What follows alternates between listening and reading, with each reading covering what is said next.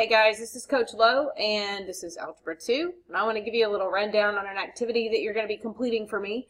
We worked on building functions. If you didn't get to that last week, then here they are. And so you're going to choose two of these, and I don't care which two. You need an f of x and a g of x, and this is in Google Classroom for you to choose. So let's say that I choose these first two, and I'm going to go ahead and write them down here. So f of x equals x plus 3.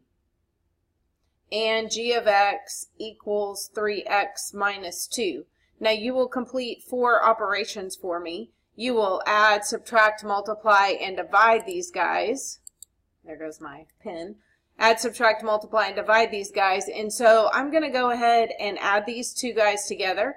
And then I'm going to show you how to put them on Desmos, which is part 2 of your assignment. So part 1, you'll add, subtract, multiply, and divide these. And then part 2 is you'll put them on Desmos and check your answer. So I'm going to go ahead and build h of x, and I'm going to add f of x and g of x together. And so adding f of x and g of x together, move this guy over here just a little bit. So I have x plus 3 plus 3x minus 2.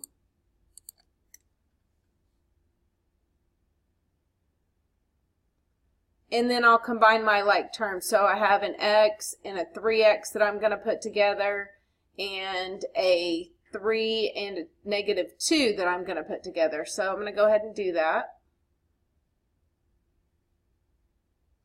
Change my pen super quick. We'll get a crayon. So x plus 3x is 4x. Okay, we won't get a crayon.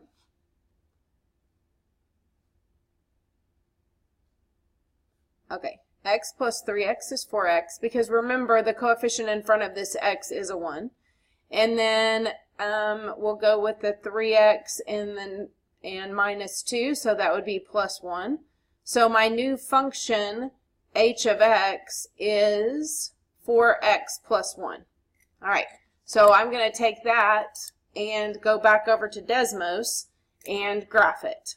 All right, so before I do that, or before you do that, hopefully you put this on paper as you're working it. So you may want to write this down real quick so you can kind of follow on your Chromebook and put these in as I'm putting them in, so you kind of remember the steps. You do not have to do these 2 functions. There are plenty of other ones to choose from, but if you want to, you can. You just need to do the other 3 after I do this first one. So notice we'll go to www.desmos.com, not the student.desmos.com that we've been using, but just desmos.com. There's a link on Google Classroom.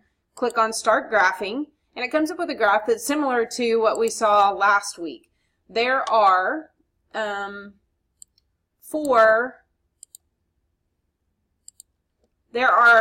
several, we're going to put in 4, but there are several boxes here, and there are numbers. See if I can move it over just a little bit. There we go. There's a number 1, 2, and then you can keep going into these. You can put things into these cells and it will graph it for you. So let's put the first one in, and my first one is f of x. So I type f of x equals x plus 3. Now you may ask, what in the world is that slider thing that keeps popping up? Well, that is that allows you to put a point on there and slide it back and forth. You saw that last week when we were talking about domain and range. And that's also on Google Classroom if you need to look at it, but that's what that's for. So you don't need that right now, but trust me, we will use it later. So there's my graph. It has a slope of 1, the y-intercept of 3, so I see that happening here. I'm going to hit enter, and I'm going to go ahead and put g of x in. And g of x was 3x minus 2. So y-intercept of negative 2, slope is steeper, so you can see it hits the y-axis at negative 2, and it has a steeper slope. From here, it's traveling up 3. Notice we're counting by 2s here, so there's 1, 2, 3, and right 1. All right, so now I'm going to put in what I think h of x is. I think h of x is 4x plus 1.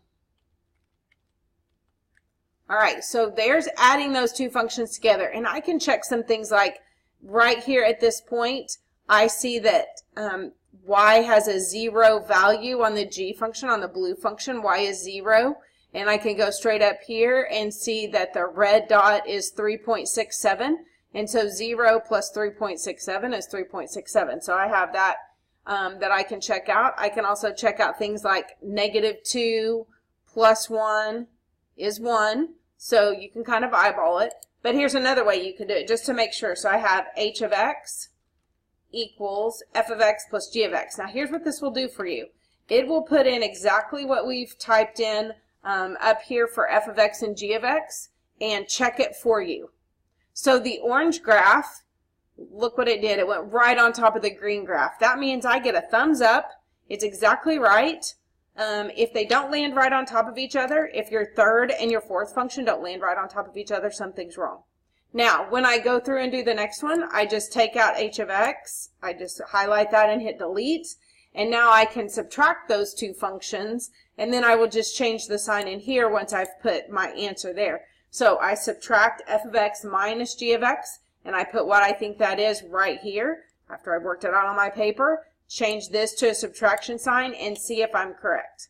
All right, hope that makes sense. If you have any questions, please ask your classmates or send me an email.